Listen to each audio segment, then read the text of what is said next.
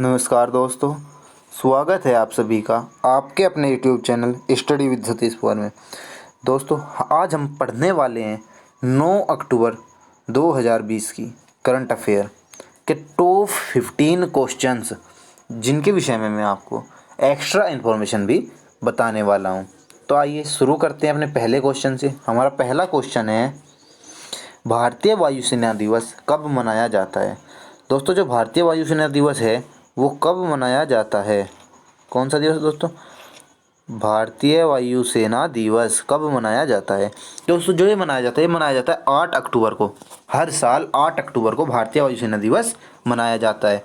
इस वर्ष भारतीय वायुसेना ने अपनी 88वीं वर्षगांठ मनाई है दोस्तों। कितनी?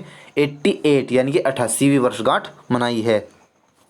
भारतीय वायुसेना की आधिकारिक तौर पर स्थापना ब्रिटिश साम्राज्य द्वारा रॉयल भारतीय वायुसेना के रूप में 8 अक्टूबर 1932 को की गई थी। तभी से हम लगातार 8 अक्टूबर को अपनी भारतीय वायुसेना का स्थापना दिवस मनाते हैं। सन 1950 को दोस्तों इसका नाम बदलकर भारतीय वायुसेना दिवस कर दिया गया। इससे पहले इसका नाम रॉयल भारतीय वायुसेना था। वायुसेना के अध्यक्ष कौन है? अब आपके मन में ये भी क्वेश्चन आएगा दोस्तों। तो वायुसेना के जो हमारे अध्यक्ष है फिलहाल में, वो राकेश कुमार सिंह भदौरिया जी है। राकेश कुमार सिंह भदौरिया जी है।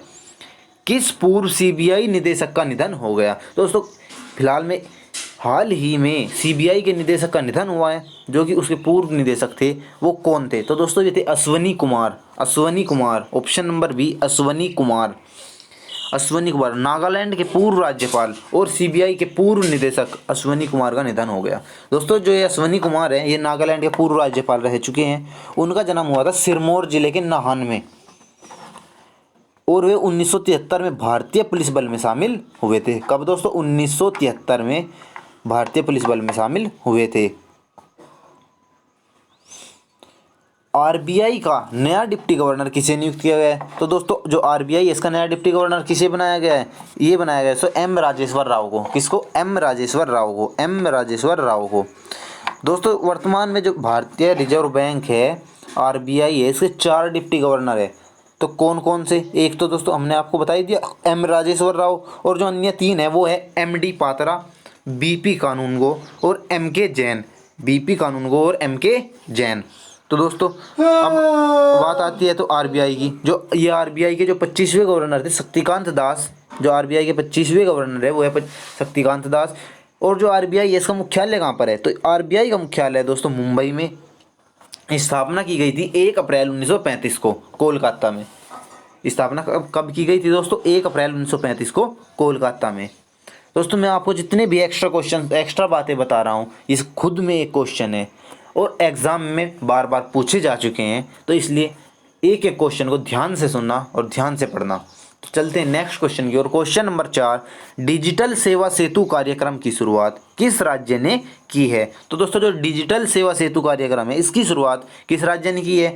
तो दोस्तों इसकी शुरुआत की है गुजरात राज्य ने। कौन से राज्य ने? गुजरात राज्य ने। गुजरात राज्य की बात आई है दोस्तों, तो गुजरात राज्य की राजधानी कहाँ पर है? गांधीनगर। गुजरात राज्य की राजधानी कहाँ पर है? गांधीनगर। और गुजरात राज्य के जो फिलहाल में मुख्यमंत्री है वो कौन है? वो है दोस्तों विजय रूपानी जी, विजय रूपानी। और राज्यपाल कौन है? राज्यपाल है दोस्तों आचार्य देवव्रत। लोकसभा की सीटें 26 हैं, राज्यसभा की सीटें 11 हैं और विधानसभा की सीटें 182 हैं। दोस्तों, मैं जितनी भी आपको एक्स्ट्रा बातें बता रहा हूँ इनको ध्यान से सुनना, और अगर आप अपना एग्ज़ाम में सिलेक्शन चाहते हैं तो इनको कॉपी में साथ साथ नोट करना, क्योंकि जितनी बार आप नोट करोगे उतना ही ज़्यादा आपकी याद होंगे। दोस्तों, विश्व गुजराती दिवस कब मनाया जाता है? तो विश्व गुजराती दिवस 24 अगस्त को मनाया जाता है। तो दोस्तों चलते हैं नेक्स्ट क्वेश्चन की और। क्वेश्चन नंबर 5, भारतीय कपास का पहला ब्रांड एवं लोगो किसने लॉन्च किया है? दोस्तों, भारतीय कपास का जो पहला ब्रांड एवं लोगो किसने लॉन्च किया है? तो ये क्या है? स्मृति ईरानी ने। स्मृति ईरानी ने, option number A, Smriti Irani. चलते हैं नेक्स्ट क्वेश्चन की ओर दोस्तों। किसने किया दोस्तों? ये क्या है? स्मृति ईरानी लॉन्च। 2020 के साहित्य नोबेल पुरस्कार किसे? तो 2020 के साहित्य नोबेल पुरस्कार किसे दिया जाएगा? दोस्तों, जो 2020 का साहित्य नोबेल पुरस्कार है ये लुईस ग्लुक को दिया जाएगा। लुईस ग्लुक को दिया जाएगा। किसको दिया जाएगा? लुईस ग्लुक को दिया जाएगा। साल 2020 का साहित्य नोबेल पुरस्कार अमेरिकी कवि लुइस ग्लुक को उनकी बेमिसाल काव्य आवाज़ के लिए दिया गया है। दोस्तों जो लुइस ग्लुक है ये अमेरिका के साहित्यिक कवि है। इंडिया पोस्ट पेमेंट्स बैंक के नए एमडी एंड सीईओ कौन बने हैं? तो दोस्तों जो इंडियन पोस्ट पेमेंट्स बैंक है इसके एमडी एंड सीईओ कौन बने हैं? वो बने हैं जे वेंकटरमू। जे वेंकटरमू को India post payments bank IPPB का नया प्रबंध निदेशक और मुख्य कार्यकारी अधिकारी नियुक्त किया गया है। वह सुरेश सेठी का स्थान लेंगे। दोस्तों ये किसकी जगह पर आएंगे? वो आएंगे सुरेश सेठी के स्थान पर। प्रधानमंत्री नरेंद्र मोदी ने 2018 में आईपीपीबी की स्थापना की थी। तो क्वेश्चन नंबर 8 है हमारा दोस्तों, हाल ही में किस राज्य ने अटल आदर्श विद्यालय खोलने की घोषणा की है? तो दोस्तों किसने की है? उत्तराखंड राज्य ने। अब बात उत्तराखंड राज्य की आई है तो उत्तराखंड राज्य की स्थापना कब हुई थी? 9 अक्टूबर 2000 को। राजधानी क्या है? देहरादून। और जो ग्रीष्मकालीन राजधानी है वो है गैरसैंण। कौन सी दोस्तों? गैरसैंण। मुख्यमंत्री कौन है? त्रिवेंद्र सिंह रावत, बीजेपी पार्टी से हैं त्रिवेंद्र सिंह रावत।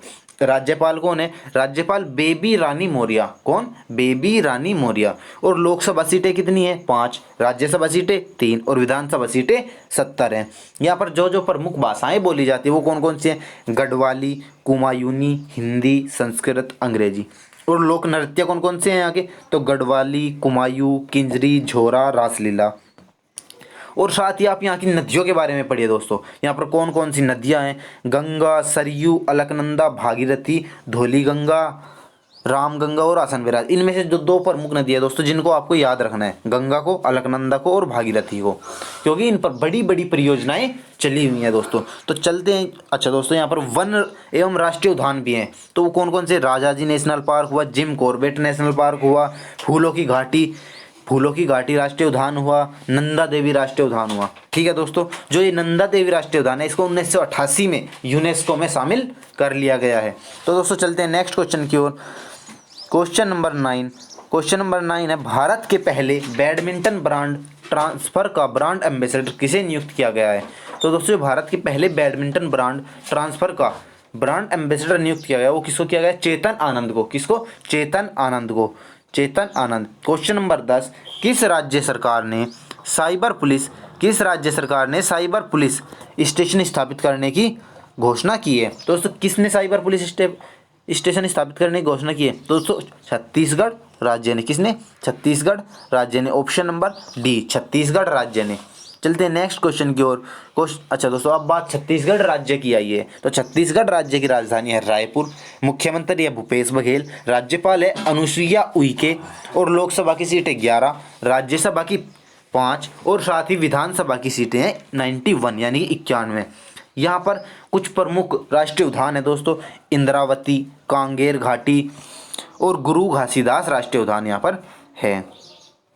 तो चलते हैं नेक्स्ट क्वेश्चन की ओर। क्वेश्चन नंबर, और साथ ही दोस्तों छत्तीसगढ़ में एक योजना चलाई गई है पढ़ाई तुहार पारा योजना का शुभारंभ भी उत्तराखंड राज्य ने किया है। इंदिरा वन मितान योजना की शुभारंभ की घोषणा भी उत्तराखंड राज्य में की गई है। दोस्तों मैं आपको बहुत से एक्स्ट्रा पॉइंट बता रहा हूँ, इन एक्स्ट्रा पॉइंट्स को पूरे ध्यान से सुनिए और अगर आप लिख रहे हैं तो और भी ज़्यादा अच्छी बात है। तो चलते हैं नेक्स्ट क्वेश्चन की ओर।